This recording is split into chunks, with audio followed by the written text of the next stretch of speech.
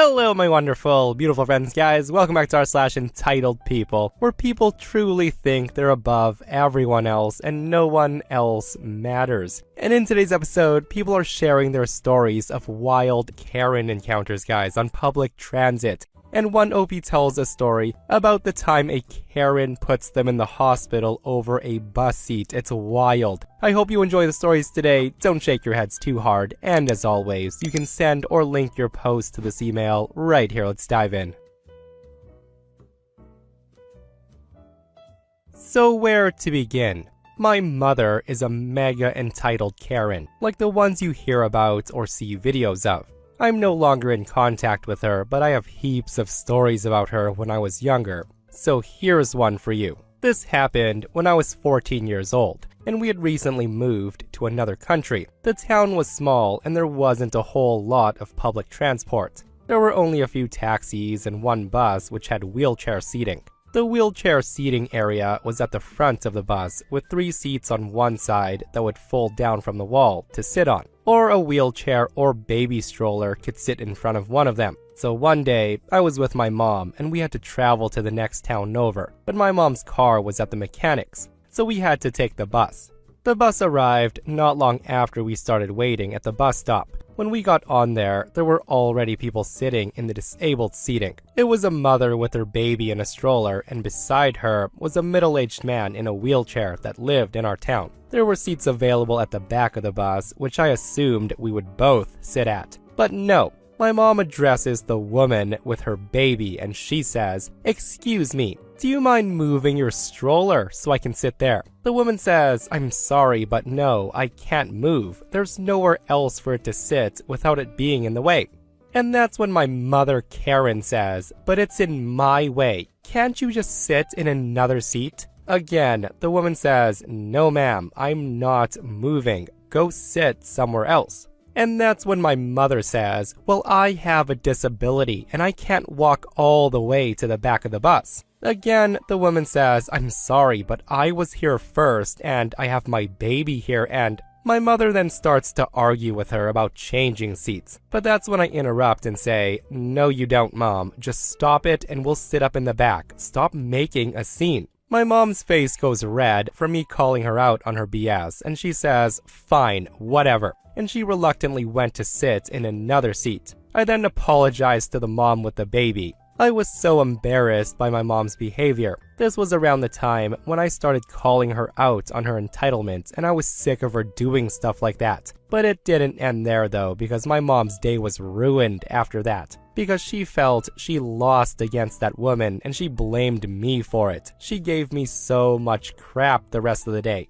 News travels fast in a small town, so her actions made other people look at me as well. And I didn't want them thinking that I was anything like her. I'm not a Karen, and I will never be. Good on OP for calling their mother out on her BS, right? But jeepers creepers, the entitlement. You and your baby need to move so I can sit down. Again, I'm just happy to hear that OP shut down their Karen mom quick before it really escalated. Also, it's funny how OP was blamed for ruining Mom's day, all because Mom felt she needed to win against this random stranger by kicking them out of their seats. Like, is this how some Karens really think? And if you think that was super entitled, listen to this next post. So recently, I was talking with a friend of mine about bus routes, and it brought up several stories of instances we both had on the buses last year, and she wanted me to share this encounter with you. Now, if you've ever taken the bus, they have rules about who can sit where. This allows the elderly, pregnant, disabled, and the sick to sit up front closest to the door, and with the most legroom. These seats face the walkway and they fold up, just in case someone's in a scooter or wheelchair. This is important. So that said, my friend's a short, older woman with a wheeled walker, and a white woman. Again, this is important. To start the story, we follow my friend as she gets onto the bus, aided by the bus driver. All is normal for a few stops, and then enter the Karen. Karen's a dark-skinned woman of average height, looking no later than mid to late 40s with the complete Karen makeover. The woman sits across from my friend and all is well, until the next stop. A man in a scooter is waiting to be let onto the bus. The bus driver politely says that one of the ladies will have to move so he can lift the seat up to help the man onto the bus. Karen looks at my friend dead in the eyes and she says, "Well?" in the most disrespectful and Karen voice. Hearing that, my friend is stunned for a second. This lady expects her to move to another seat on the bus. In order to do that, my friend will have to climb up 2 large steps with her walker. And this was one of those walkers that has the seat and basket attached to it, so it was on the bulky side. She would have to navigate through the narrow walkway and then leave her walker in the middle of the aisle, which is a safety violation, and it'll also block other passengers from getting on and off the bus. The bus driver steps back onto the bus after lowering the ramp to allow the scooter man to board, and he says, "Ladies, I'll ask again." At this point, Karen looks at my friend with impatience and she scowls. Not wanting to create any drama, my friend slowly gets up and proceeds to move to another seat. Reaching the steps, she asks the bus driver for assistance, not just with her walker, but with her vertigo. After several minutes, the bus driver helps my friend into a seat, but he can't fit the walker anywhere.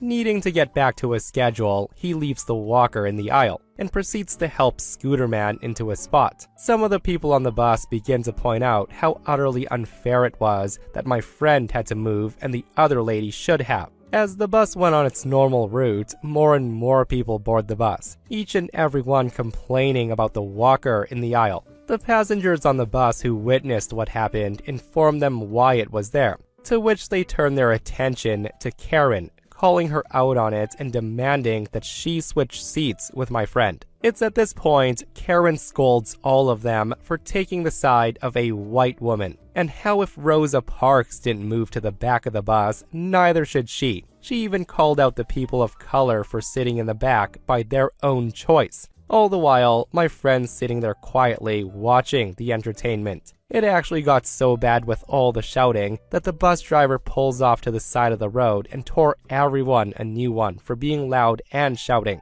Karen actually had the audacity to claim that she was the victim of their harassment, and she demanded a free month-long bus pass or else she'd be reporting this to the city. The bus driver was having none of it though. He points to the 3 cameras on the bus and he said, "Feel free to show them the evidence. Now get off my bus." Karen of course tries to argue, but the bus driver stops her and says, "Now." She then stood up, picked up her purse, and walked off the bus. Now, there's a bus stop like every block, so she didn't have to walk far, but she did have to wait for the next bus to come around. The bus driver also helped my friend back into an appropriate seat. The scooter guy even felt like he needed to apologize, saying that he felt it was all his fault. My friend assured him it wasn't, and they shared a good laugh. Yeah, that Karen definitely deserved to be shamed by the whole bus after that little stunt. Like forcing an old woman in a walker to move to the back of the bus while she, an able-bodied person, sat smugly in that seat and, dare I say, played the race card. Oh my goodness. And for all who might be thinking that the bus driver's also to blame for not just telling the Karen to move in the first place, refer to what she said about Rosa Parks, like the guy was probably trying to avoid a whole blow-up of the situation. But little did he know, right? It's a damned if you do, damned if you don't situation. And this person also shares a comment with a similar story, and they say, "This happened about a year ago. I, a 20-year-old female at the time, severely sprained a tendon in my leg, and every time I walked or stood up, I was in a lot of pain. I had been taking Ubers everywhere for a while, but when my destination was a short walk from the subway station, I would sometimes suck it up and take the subway anyways, because I couldn't afford to take Ubers all the time.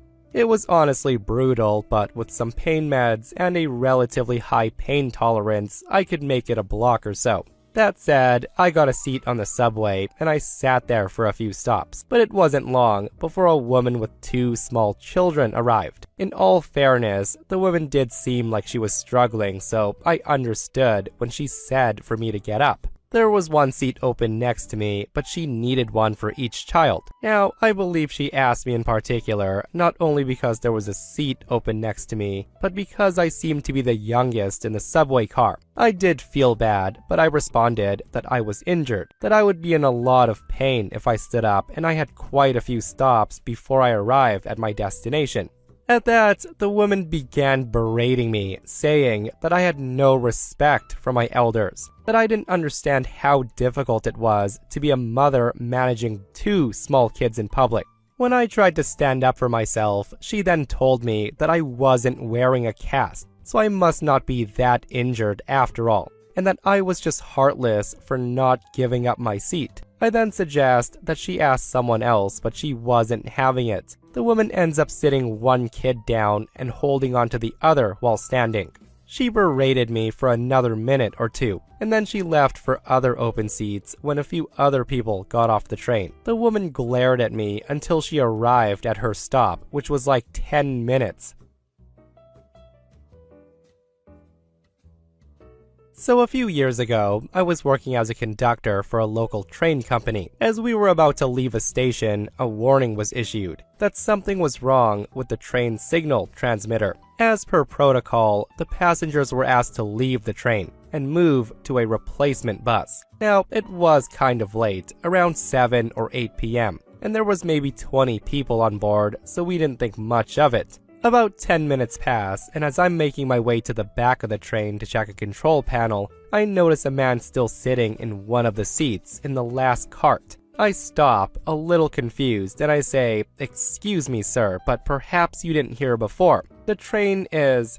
The man, not even looking up from his phone, tells me, yeah, I heard you." Me, now actually confused, pause for a bit, and I say, "Well, sir, you have to leave the train." The guy then says, "I'm sure we'll be moving again soon." I respond, "Sir, that doesn't matter. No passengers are allowed to stay on the train." And this is when the guy, condescendingly as F, I might add, said, "Look, girly, I'm not getting off this train just so you and your lazy friends up there," pointing to the camera in the corner, "can have a break." As he spoke, the guy got up from his seat. This man was probably late 40s, easily 6'5" and 240 pounds. The guy was towering over my 5'4", 21-year-old skinny self. I knew he was trying to intimidate me to leave, but since the cameras were on, and he'd even pointed them out himself, I found it hard to believe that he would actually do something. So I pressed on, and I said, "Sir,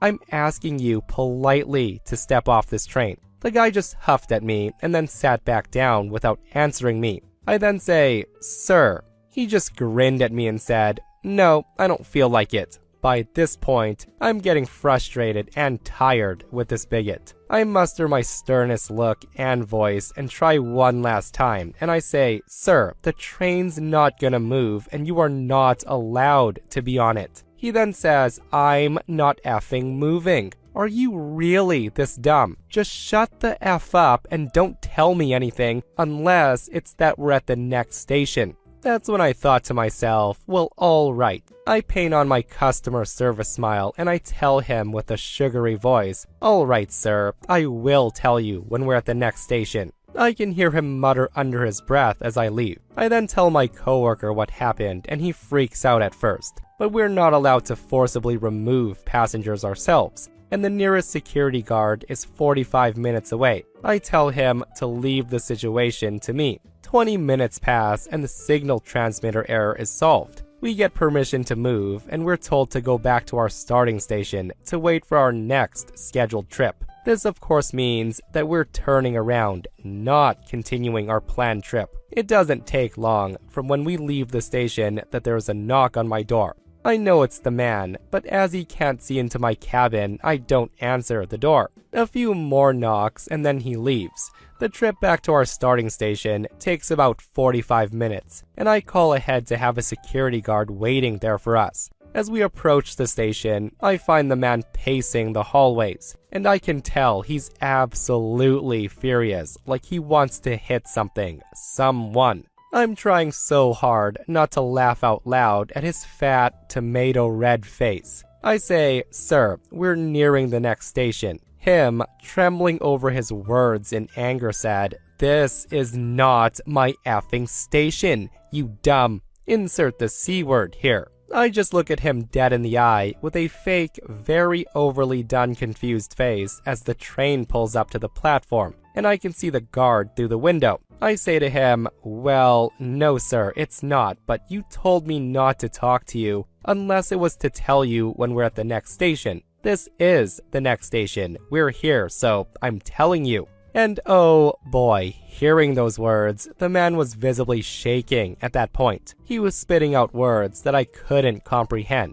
Like I probably wanted to throw me out the window or something. When the security guard taps him on the shoulder and asked him to step off the train, the guy exploded in a fit of rage, getting aggressive with them, which ultimately ends with the police arresting him and escorting him off the premises. I reckon it took a hefty amount of unnecessary cash and time to get to his destination after that, while I was left with a very amusing story to tell my coworkers. You know what they say, guys, play stupid games, win stupid prizes, right? Like, it was already satisfying enough that the train went back to the starting station, but knowing that the guy ended up getting arrested and probably didn't make it to his destination that night, like that just added the cherry on top of an already wonderfully delicious post. And I think many will agree that there's nothing more satisfying than a smug, entitled idiot not getting what they want and getting arrested.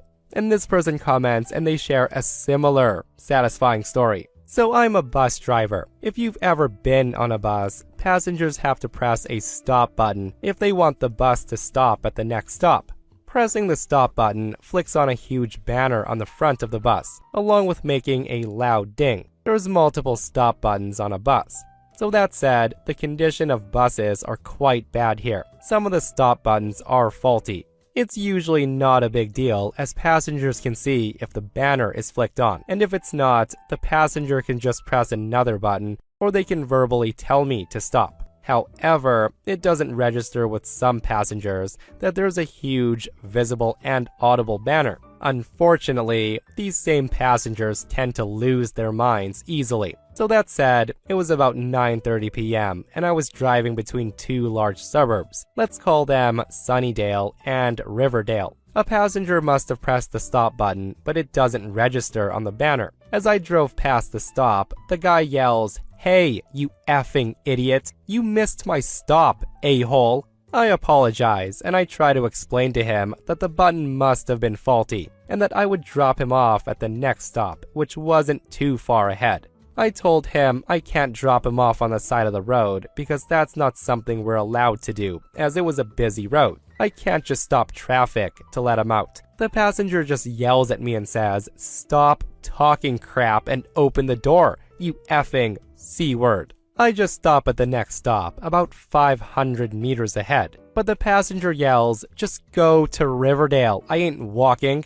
Now, what the passenger didn't know was that since Sunnyvale was a bigger town, the last bus from Sunnyvale to Riverdale was later than the last bus from Riverdale to Sunnyvale. He would be stranded at Riverdale, 4 kilometers away from his stop. So I just kept driving to Riverdale as the passenger requested. I dropped him and the other passengers off and then closed the door. I could see him checking the posted timetable on the bus stop. I put my bus into gear and then pulled out, and that's when I hear him exclaim, "Hey, wait," as I did so. Unfortunately, I couldn't have dropped him back to his stop even if I wanted to. I have a strict schedule and change route numbers after each trip. My schedule was now to fill up the bus with diesel and then head back to the depot. So I fill up my bus and headed back to the bus depot. As I drove back, I saw him walking on the side of the road. It went from him having to walk 500 meters to 4 kilometers. So for clarification and understanding purposes, I have a medical condition in which my blood circulation is extremely weak. My average resting pulse is around 45 beats per minute. When I sleep, it can go down to 30 beats per minute, endangering my life. When I'm physically active, not resting, etc., my pulse rises to around 60 beats per minute. A pulse of around 70 beats per minute for me is like 130 beats per minute for somebody with a normal or healthy blood circulation, so I do pass out extremely easily. Therefore, I need to be super careful about my movements, actions, and other stuff, or else I'll get knocked unconscious in seconds of standing up. So with that out of the way, I never thought that I would encounter an entitled Karen myself, but unfortunately, I did yesterday. It was around 8:30 in the morning, and I was riding the bus to university. So I sit there on the bus, listening to music, minding my own business, when all of a sudden, somebody taps me on the arm. I hear, "Excuse me, young man. Could you please get up? My son's legs are tired," and that's when I stop her and say, "Oh, I'm so sorry, but I need to be sitting down right now. I actually can't." The woman presses on and says, "Oh, come on. There's plenty of room for you to stand. Just get up and give us the spot." I tell her I really can't. I'm sorry. If I get up right now, I will. Karen then says, "Just get up. What's wrong with you?" People nowadays are just so lazy and they don't want to stand. I have a kid. While I'm trying to explain to Karen that I have a certain condition in which I need to be careful about my movements because my pulse and circulation is extremely weak and fragile, she keeps on screaming how I was stealing a seat from a child and how lazy I am for not standing up for a mother and her child. Right about now, I was feeling my pulse rising because of the argument and stress the lady was causing me, and I got extremely anxious. I was thinking to myself, I don't want to pass out on public transport. Her son looked really uncomfortable through this whole argument, and at one point, he even tried to tell his mom to leave me alone. The rest of the bus, of course, caught attention to the situation. All of a sudden, the Karen grabs my hand and she tries to take my pulse, I guess. And she says, "Your pulse seems fine. There's nothing wrong with you, so stand up." She then pulls me out of the seat, leaving me standing on the bus with an already way too high pulse for me and my condition. I tried to walk a few steps to find something to hold on to so I wouldn't fall, but it was already too late and I fell to the ground, getting unconscious in the middle of a bus. What happened after that, I don't quite know. I became conscious and I was laying wrapped up in a blanket on the pavement, surrounded by paramedics, the police, and the bus driver. They explained to me what happened while I was gone. They told me the police took statements from the woman, some other people on the bus, and the bus driver, and they took the woman in custody. They asked me if I wanted to give a statement now or later when I recovered, and if I wanted to press charges for assault. And of course, absolutely I did. All I heard from her after I woke up was her screaming in disbelief and crying. All the buses for this specific line was forced to stop, just because an entitled mother did not get what she wanted. Holy moly, guys, and this is exactly why you never, ever, ever put your hands on strangers, because you never know, right? Like, I bet Karen didn't expect it to get to that point, and I absolutely love how she started crying in disbelief that she was arrested. Like, this is a great example of F around and find out. Also, it's awesome to hear that OP's pressing charges like way to add insult to an already devastated Karen. I think it's safe to say that she'll never do that again. So I, a 30-year-old female, am 8 months pregnant. I take public transport to work daily. I'm always exhausted because I have to work extra time to be able to afford basic necessities. I take the bus to work every day, and oftentimes it's packed. But I do get lucky enough when decent folks volunteer their seats for me. Now, I should also mention that I don't use my pregnancy as an excuse to get what I want, but people just offer me their seats by themselves, which is kind and sweet. So that said, Wednesday, I get on the bus like usual, but this time there's one empty seat. I go to sit, but I find a guy in his business attire just sitting there with his hand on the empty seat, sort of like resting it on the seat. I say, "Excuse me," and then ask him to remove his hand so I can sit. But that's when he tells me the seat was taken. So I ask, by who? And with the biggest smirk on his face, he says, and I'm not gonna lie, his hand.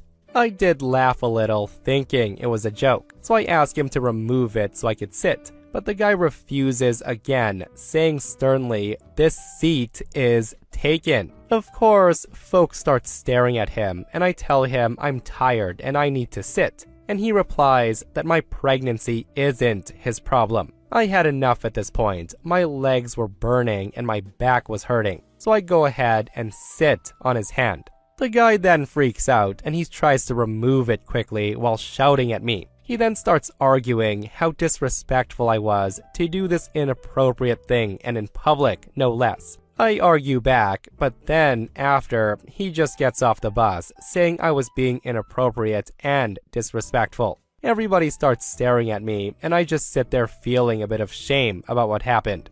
I tell my husband about this incident, and he basically what the F'd the entire time. And then he says that I indeed did act inappropriately, and I shouldn't have made this guy uncomfortable by sitting on his hand like that, forcing myself into his seat. He tells me that I pulled a total Karen move, and that I F'd up and this was totally inappropriate. This was despite me saying that I was so tired of standing, and I was in desperate need to sit down. So am I the a-hole in this situation? Yeah, I don't think anyone's gonna argue and say that OP is the a-hole in this situation. And seriously, shame on OP's husband for calling her a Karen. Like, defend your wife, dude. Like, your pregnant wife was telling you a story of how she could barely stand, and this D-bag just smirked at her and said this seat was taken by his hand. So your wife couldn't sit, and you side with him? Honestly, in my opinion, that's the least OP could have done, and I hope he was made super uncomfortable because the guy needs to learn. And the top comment on this post says, "Not the a-hole, your husband is wrong." When I was in my 20s, 30s, and 40s, I used to use the public bus system every day, and I know this kind of rider.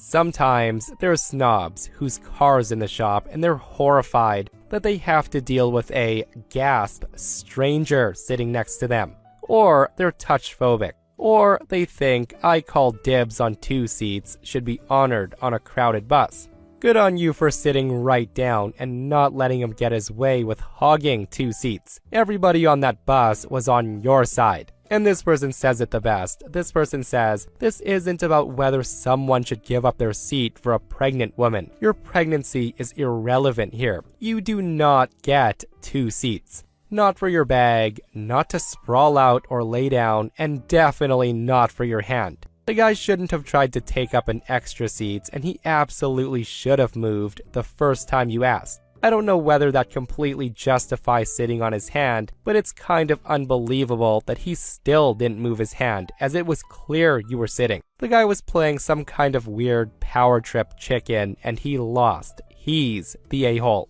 Guys, you know the deal. Let me know your thoughts on this situation. And for those who ride public transit regularly, what would you have done in this situation? What would you have done if an a-hole idiot refused to move his hand?